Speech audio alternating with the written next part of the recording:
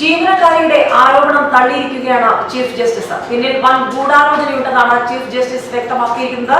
Supreme കോടതിയിൽ നിന്ന് പിരിച്ചുവിട്ട ജീവനക്കാരി തനിക്കെതിരെ ഉന്നയിച്ച ലൈംഗിക ആരോപണം കെട്ടിച്ചമച്ചതെന്ന് ചീഫ് ജസ്റ്റിസ് രഞ്ജൻ ഗൊഗോയ് ഇന്ന് രാവിലെ ചേർന്ന അടിയന്തര സിറ്റിംഗിനിടെയാണ് തനിക്കെതിരെയുള്ള ആരോപണത്തെക്കുറിച്ചുള്ള വിവരം ചീഫ് ജസ്റ്റിസ് കോടതിയെ അറിയിച്ചത്.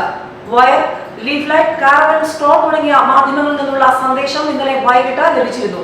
എല്ലാ ജീവനക്കാരോടും മാന്യമായാണ് പെരുമാറിയിരുന്നത്. 1.5 മാസം മാത്രമാണ് ആരോപണം ഉന്നയിച്ച സ്ത്രീ ഇവിടെ ഉണ്ടായിരുന്നുള്ളൂ.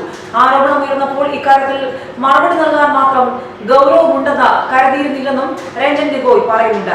യുവതിക്ക് ക്രിമിനൽ പശ്ചാത്തലമുണ്ട്. 2 FIR ആണ് അവർക്കെതിരെയുള്ളത്. ക്രിമിനൽ കേസ് നിലവിലുള്ളപ്പോൾ അവരെങ്ങനെയാണ് സുപ്രീം കോടതിയിൽ ജോലിക്ക് കയറിയത്? അക്കാര്യത്തിൽ വിശദമായ റിപ്പോർട്ട് ഡൽഹി പോലീസിനോട് തേടിയിട്ടുണ്ട്. സംസ്ഥാന പോലീസ് തന്നെ അവരുടെ ജാമ്യം നിഷേധിക്കണമെന്ന് കോടതിയോട് ആവശ്യപ്പെട്ടിരിക്കുകയാണ്. ഈ സ്ത്രീയുടെ ഭർത്താവിനെതിരെയും കേസുണ്ട്. തന്റെ 20 വർഷത്തെ സേവനത്തിനിടെ ഇത്തരമൊരു ആരോപണം അവിശ്വസനീയമാണ്. 6,80,000 രൂപയാണ് അക്കൗണ്ടിലുള്ളത്. എന്റെ ആകെയുള്ള സമ്പാദ്യവും അതാണ്. ഒരു ജൂനിയർ അസിസ്റ്റന്റ് വിചാരിച്ചാൽ ഇത്ര വലിയ ഗൂഢാലോചന നടക്കില്ല. ചീഫ് ജസ്റ്റിസിനെയും ഓഫീസിനെയും നിർജ്ജീവമാക്കുകയാണ് ലക്ഷ്യമെന്നും ചീഫ് ജസ്റ്റിസ് പറയുന്നു. ജുഡീഷ്യറിയുടെ സ്വാതന്ത്ര്യം വലിയ ഭീഷണിയിലാണ്. ജഡ്ജിമാർ ഇത്തരം സാഹചര്യത്തിലാണ് ജോലി ചെയ്യേണ്ടതെങ്കിൽ നല്ലയാളുകൾ ഒരിക്കലും ഇവിടേക്ക് വരില്ല. എത്ര വലിയ ആരോപണം ഉയർന്നാലും താൻ ഇവിടെ തുടരും. താനല്ല, മുതിർന്ന ജഡ്ജിമാരാലും ഈ വിഷയം പരിഗണിക്കുകയെന്നും രഞ്ജൻ ഗൊഗോയ് പറയുന്നു.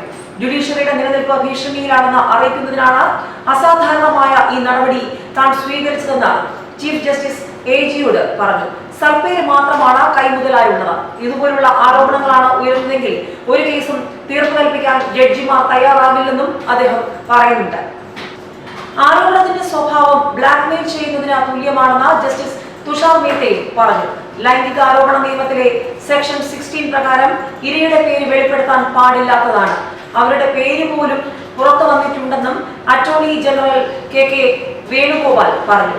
കോടതിയിലെ ഒരു ഉദ്യോഗസ്ഥനെന്ന നിലയ്ക്ക് താനും ആക്രമണത്തിന്റെ നിഴലിലാണ്. സർക്കാരിനെ ന്യായീകരിച്ചതിന്റെ പേരിൽ വലിയ വിമർശനങ്ങളാണ് താൻ നേരിട്ടതെന്നും KK വേണുഗോപാൽ പറഞ്ഞു.